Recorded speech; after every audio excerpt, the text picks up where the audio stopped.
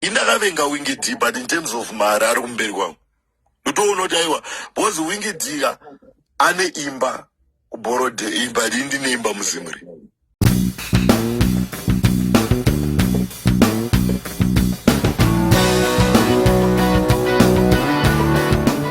Muri Zimbabwe ndaenda kubatira vhidhiyo raDJ Towers achitsanangura kunogara Wingy D. Ndakusiya muchiona vhidhiyo rinotevera mundiudze zvamunofunga mucomment section.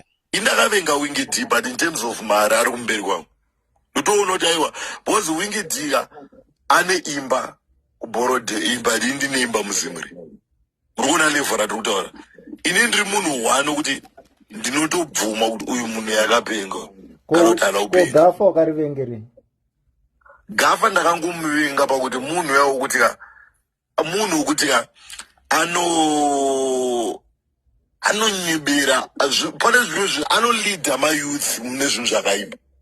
Pane zvinhu zvaanoita zvokuti inini haiwa iwe uri kutonzwisisa iwe uri munhu wagafa. Gafa munhu wekuti anoonesa mayouth zvakaipa, anofurira mayouth.